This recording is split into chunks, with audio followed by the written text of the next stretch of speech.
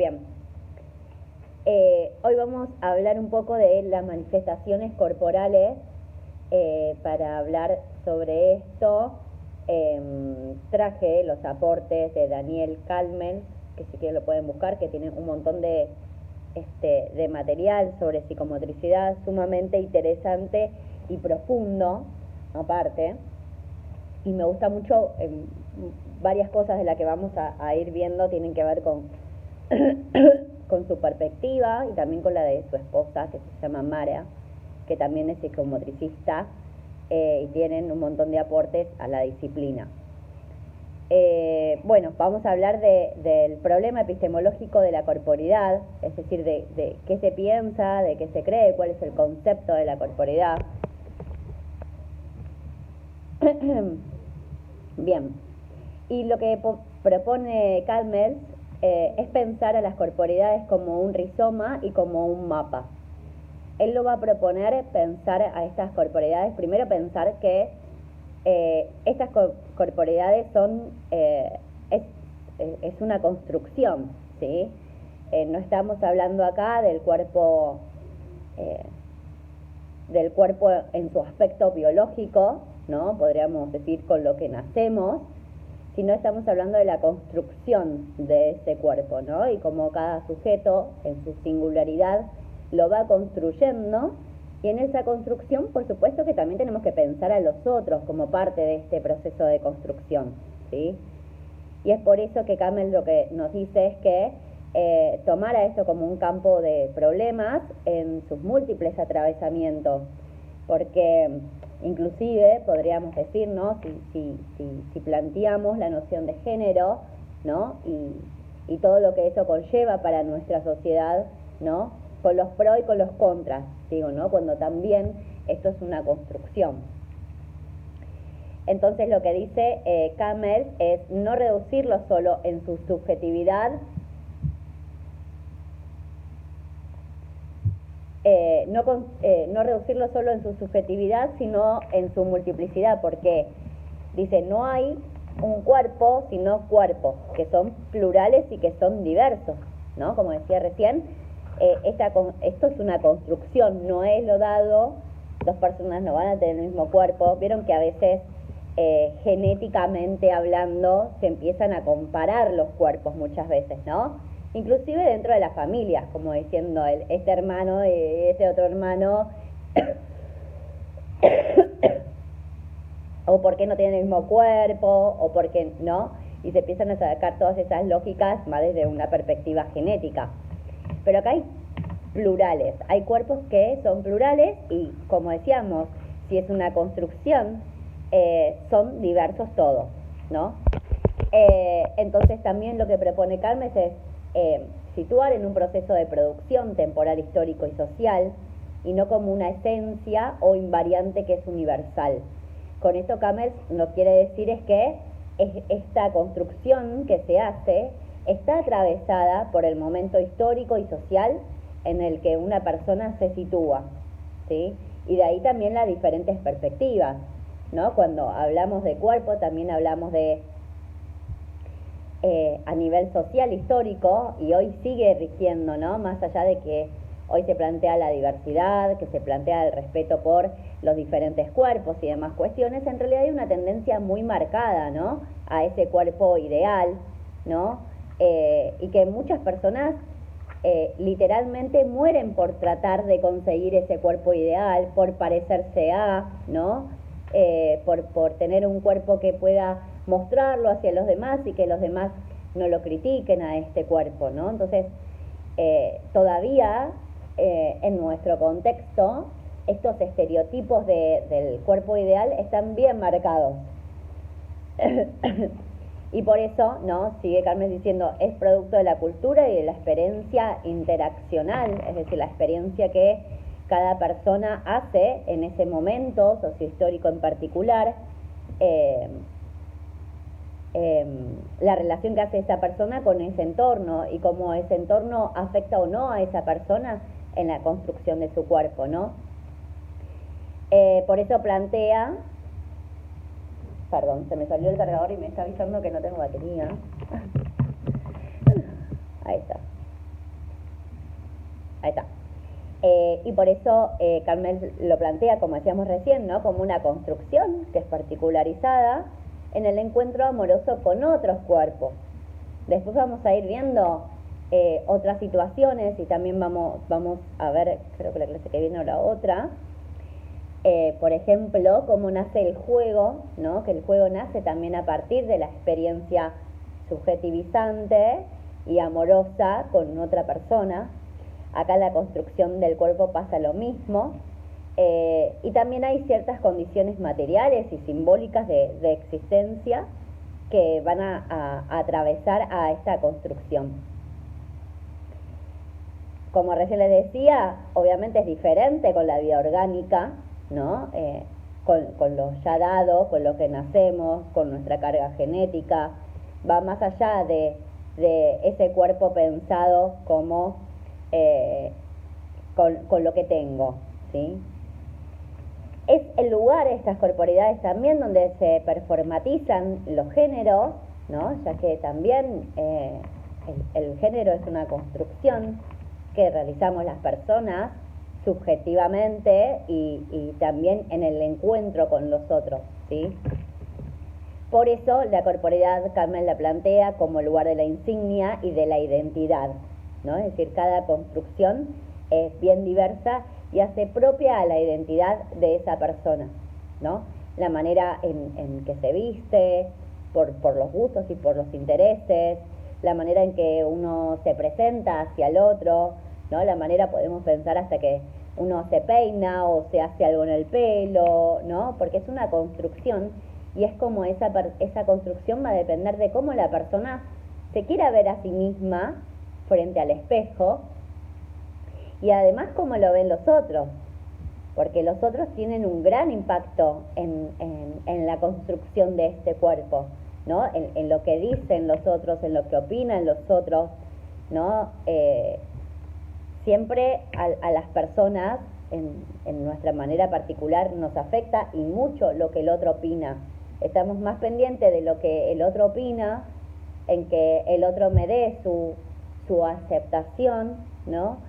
En realidad qué es lo que quiero yo y cómo me quiero ver yo. Si el otro me pongo, no sé, un aro en la ceja y el otro me dice, ese aro no te sienta, no te queda, y enseguida yo lo voy a pensar seriamente en quitarme ese aro, ¿no? Porque el otro me está diciendo que no me queda, ¿sí? Bien, vamos a seguir un poco. Entonces lo que plantea Camels es poder visualizar esta construcción de corporeidad pensando en un rizoma.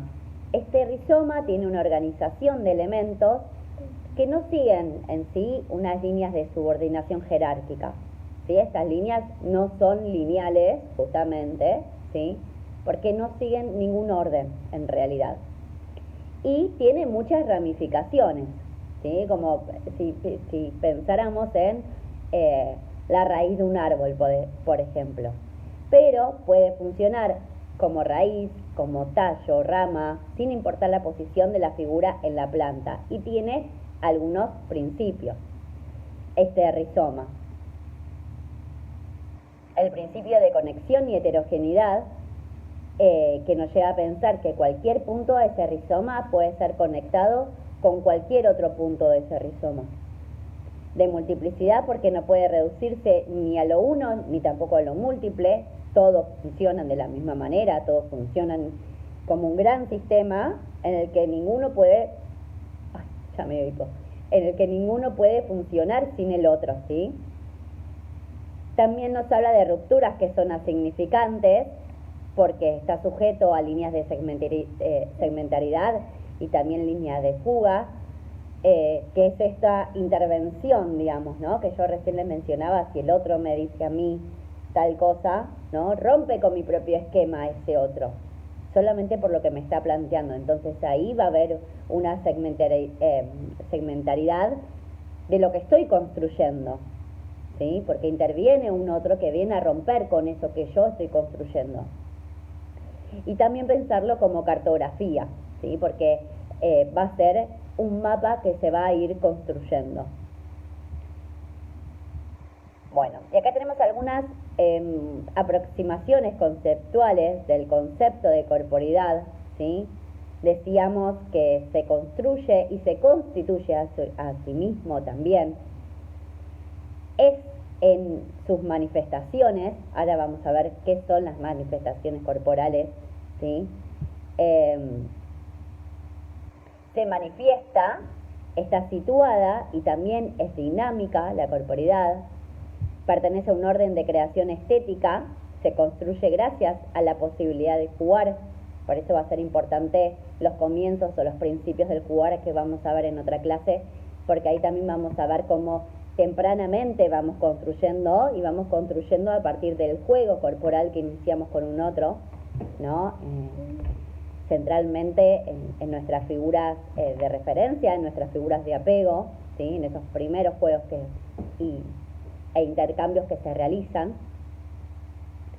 También la corporidad guarda un enigma que va a ser inconsciente, es territorio de experiencias que son sensibles, que ahora lo vamos a entender más como decía recién, con las manifestaciones, de bien histórico y socialmente, porque se construye, ¿no? De manera diferente y atravesada por el momento sociohistórico en particular. Subtiende desigualdades sociales y comporta una unidad con distintas dimensiones o parcialidades, que ahora lo vamos a ir viendo de a poco. Para Campbell, esta construcción de la corporidad, para esta construcción va a ser muy importante estas manifestaciones corporales, porque para él, a través de estas manifestaciones es donde se da la prueba de que el cuerpo realmente existe, que el cuerpo, o este concepto de corporidad, es una construcción y que va más allá de lo biológico, del cuerpo dado, ¿no? Si no existiera ninguna de estas manifestaciones, por no haberse construido, o por haberlas perdido, ¿sí? Porque simplemente a veces no se dan como se deben de dar, podríamos afirmar que no habría cuerpo en tanto soporte de la expresión y de la comunicación, porque el cuerpo es en sus manifestaciones. El cuerpo no es eso dado, sino que el cuerpo es una construcción, y dependiendo de esa construcción va a ser cómo ese cuerpo comunique a los demás. Podríamos pensar en las posturas, podríamos pensar en las maneras de comunicar, tanto orales como, por ejemplo, gestuales, ¿no? Como o no nos comunicamos con el otro. Por ejemplo, suelo, como en la medida que hablo, por ahí no se ve porque tengo solamente esta parte, ¿no? Pero siempre muevo mucho las manos, y con eso también se está comunicando algo, ¿no? Digo, en cada gesto, en cada movimiento que realizamos, no es solo un movimiento del cuerpo, no es la mano que se mueve, el brazo que se mueve, ¿no? Como extremidades o como partes de algo que se mueve. Se mueve un todo, y ese todo intenta manifestar algo también, ¿sí? Que ahora vamos a ver qué son, bueno, más abajito, qué son las manifestaciones. Y al principio les decía que el otro va a jugar un papel clave y fundamental, ¿sí? Por eso pensar la función corporizante, ¿no?, del otro. El cuerpo de la comunicación y el aprendizaje no nos es dado, ¿no?, como decíamos recién. El cuerpo que nos diferencia de otros, es distintivo de cada uno, es decir, de cada uno de los sujetos, porque es la identidad propia de ese sujeto. A lo mejor a veces, o en lo particular me pasa a veces de poder, no sé, observar a alguno de mis hijos que tiene como las mismas caras o los mismos gestos que, ¿no? Generalmente digo el padre, porque a veces lo veo reflejado en mí, pero más como el padre, ¿no? Y digo, me es más fácil como identificarlo en el otro. Entonces digo, y tiene esto gestual porque lo aprenden de esa otra persona, ¿no? Aprenden también estas maneras de comunicar del otro, ¿sí? Y como y va a depender también de cómo el otro se comunica a la vez, ¿no? Cómo el otro cumple o no esta función corporizante. Pero es propio de cada persona y es distintivo de cada persona. Por eso decimos que se construye único y original en la relación corporal con los adultos significativos que van a rodear a ese niño, ¿sí? Esta construcción se empieza desde niño y para eso el otro va a ser clave, ¿sí? Y por eso decimos que ese adulto tiene una función corporizante y que va a depender de esta función corporizante la construcción de la corporidad que haga ese niño y la relación que ese niño tenga con los otros también, ¿sí?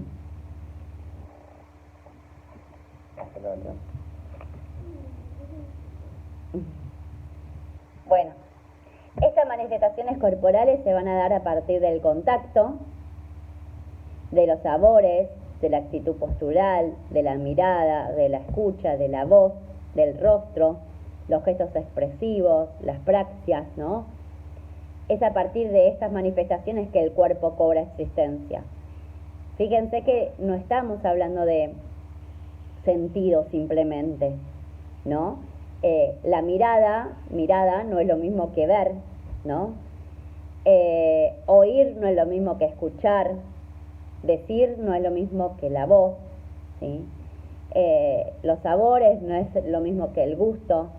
Cuando yo hablo de sabores, hablo de sabores significantes, ¿no? Como, no sé, ir a comer a algún lugar y recordar el sabor de la comida porque es como muy idéntica a la que hacía mi abuela, ¿no? O sea, te transporta, ¿sí? Y es mucho más profundo que los sentidos. Igual que cuando decimos la escucha no es gracias a la audición solamente, es gracias a la presencia que yo tengo frente a la escucha que estoy haciendo de ese otro, interpelado por ese otro, ¿no? No es solamente oigo lo que me estás diciendo, sino lo que me estás diciendo me importa, me es significante, ¿no? Y por eso te estoy escuchando. Bueno, y así en profundidad con cada una de las manifestaciones.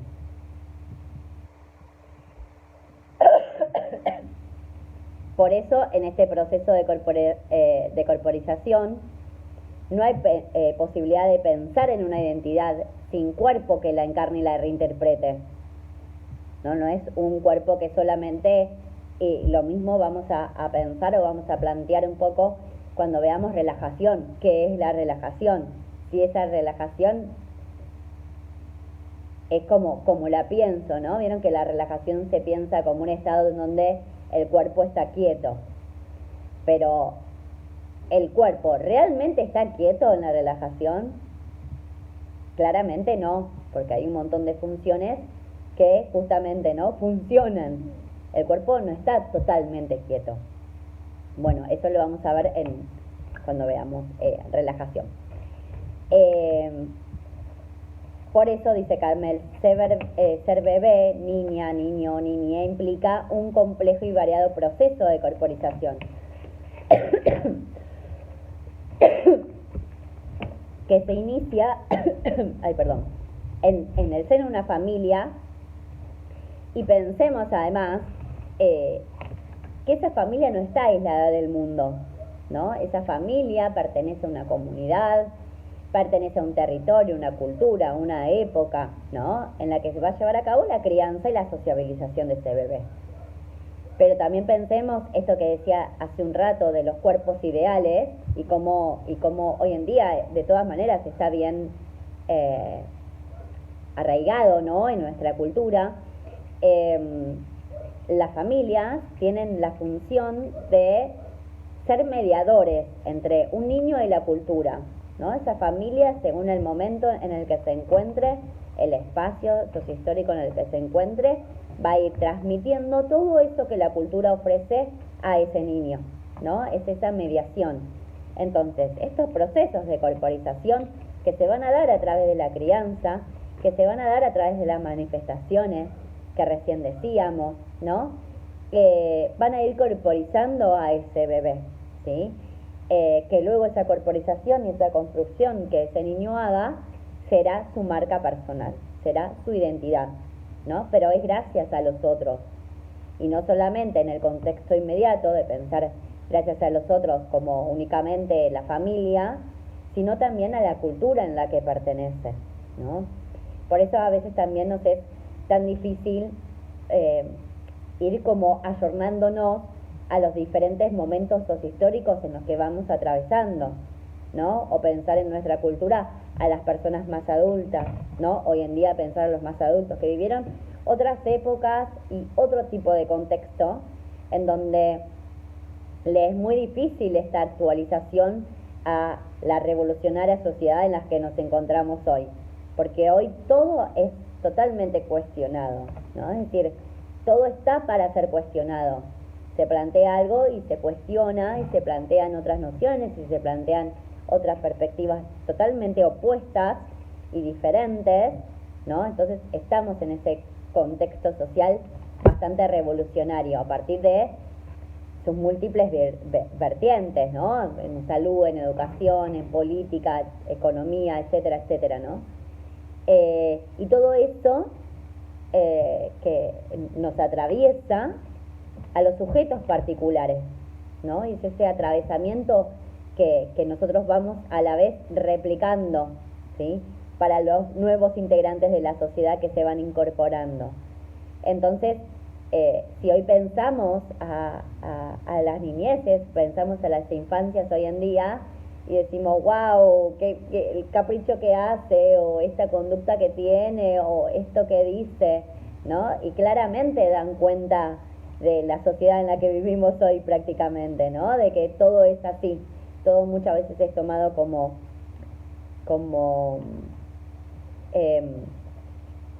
algo que se tiene que contradecir sí o sí, ¿no? Y hoy muchas infancias representan esto, ¿no? Que vienen y a veces digo, qué revolucionario, y no es metafórico, es real, pero justamente tiene que ver con el atravesamiento que tenemos como sociedad hoy en día, ¿no? Bueno, acá claramente es un cuadro como comparativo de un poco lo que les decía hace un ratito, ¿no?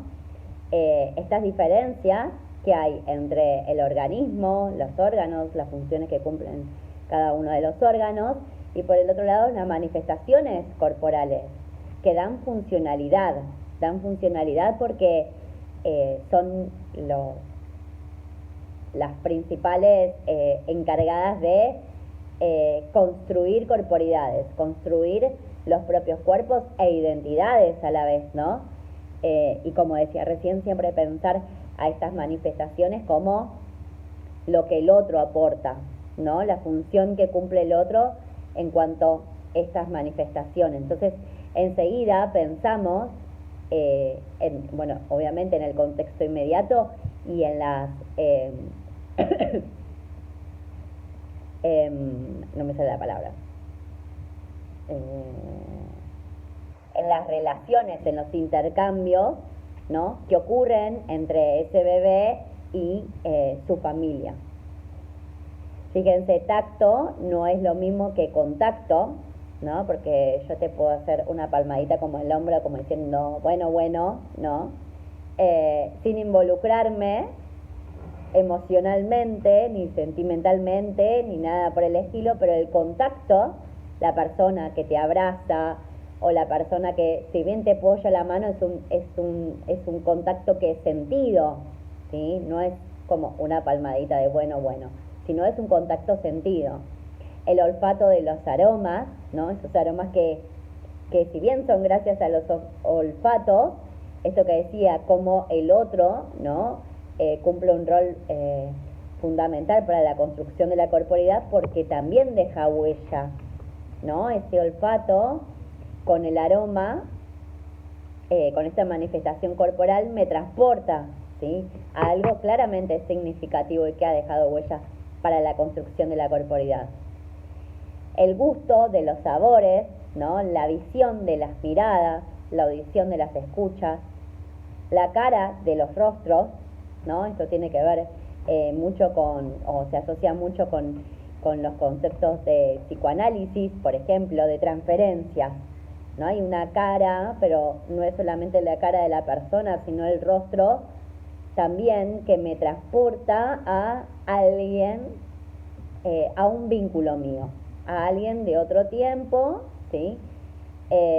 Y que por eso a veces decimos, bueno, de entrada, sin conocer a la persona, me cae bien o me cae mal, ¿no? Y por ahí ni conocemos a la persona, pero enseguida podemos hacer como esta distinción, me cae bien, me cae mal, y eso depende de justamente estos procesos transferenciales.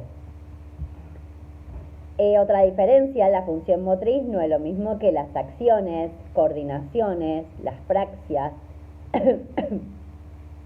Todos tenemos, ¿no? Salvo que haya alguna disfunción motriz, todos tenemos la capacidad de movernos, ¿no? Pero tenemos acciones que son particularizadas, coordinaciones y praxias, y creo que esto ya les conté con el niño que acompañaba hace un par de años, ¿no? De cómo el atravesamiento emocional que una persona pueda tener puede delimitar un montón estas acciones, estas coordinaciones, sin que haya una disfunción motriz que le impida moverse, que le impida coordinar. Por ejemplo, como les contaba en su momento, coordinar para saltar una cuerda.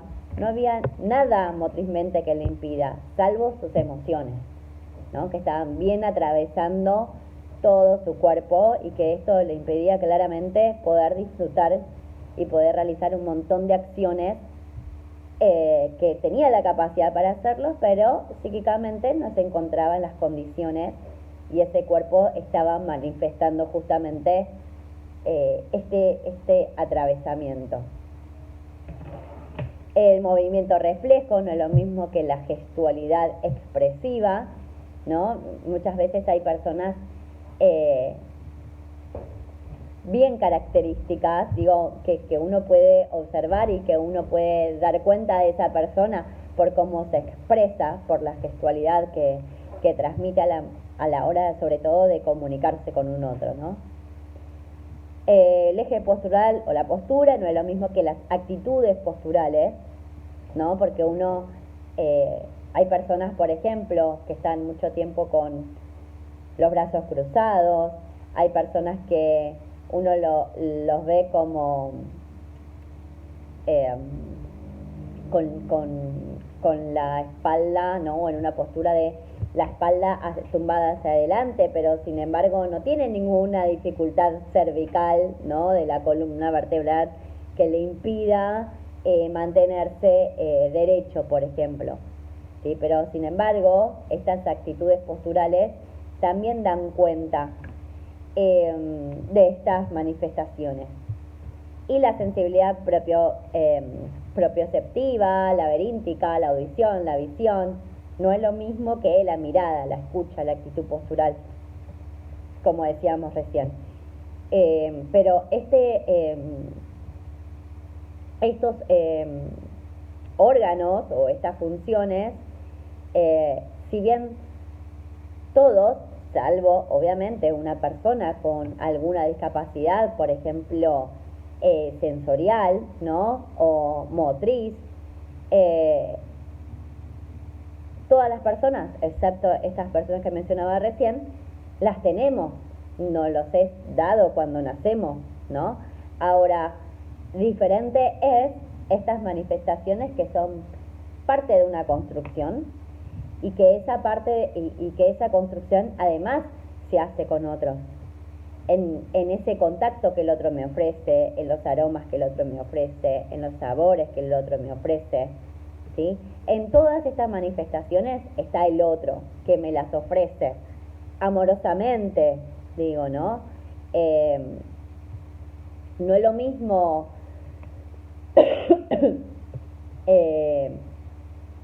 por ejemplo, un bebé, que los bebés demandan, además para satisfacer sus necesidades, porque necesitan la presencia del otro, ¿sí?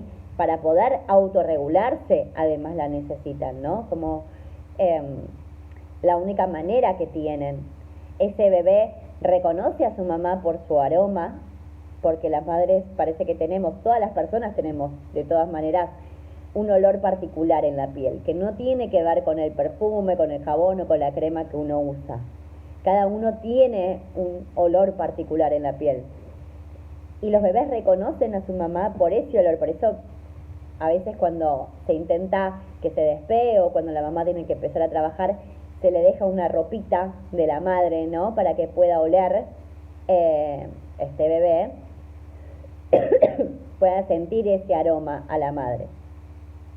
Ese bebé, el primer contacto visual que tiene es con la madre, ¿sí? Bueno, obviamente primero va a ser con el médico, ¿no? Con el obstetra que esté ahí muchas veces o con algún personal médico, pero la mirada va a ser con la madre.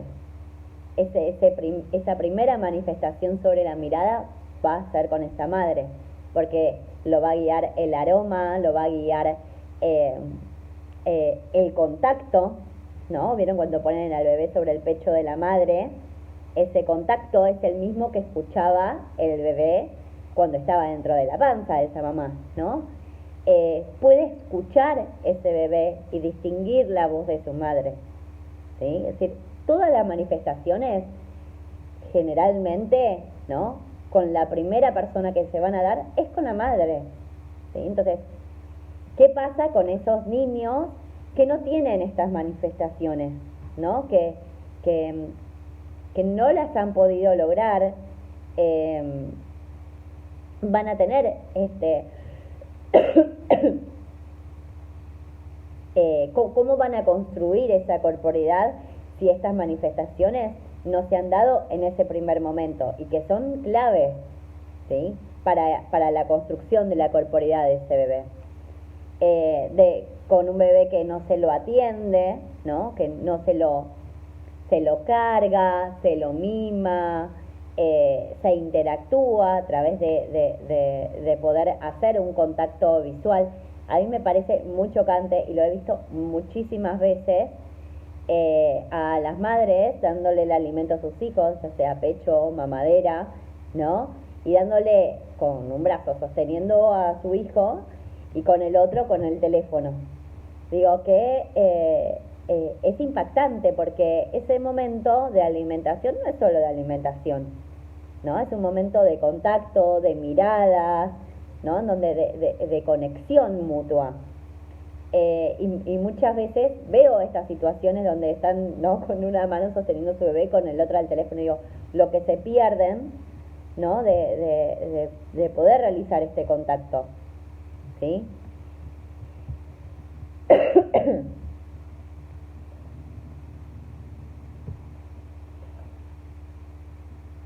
Blanca. Bueno, la relación naturaleza-cultura y también organismo y cuerpo, ¿no? Como estas diferencias. La relación no es de progresión ni tampoco es de oposición, sino de vinculación en términos de variaciones y de multiplicidades. Si bien en un momento parecen que son opuestas, ¿no? El organismo distinto a el cuerpo, ¿no? La construcción de la que hablábamos recién, lo dado de cómo también interviene la cultura. Entonces, desde aquí podemos pensar que también las identidades sexogenéricas, vinculadas a la idea de variabilidad del género, destacando que no solo existen dos sexogéneros, sino tantos como personas. Hoy podemos pensar o tenemos, ¿no? algunos términos que se utilizan, que utilizan las propias personas para definir su género en relación a su sexo, ¿no? Por eso se plantea estas identidades que no tiene que ver el sexo, ¿no? biológico con el que nosotros nacemos, sino cómo construimos eso, a partir de qué preconceptos y de cómo hayamos construido nuestra corporeidad en relación a lo que nos fue dado por naturaleza, podríamos decir, ¿no? Por cómo nacimos. Es por eso que no existen solamente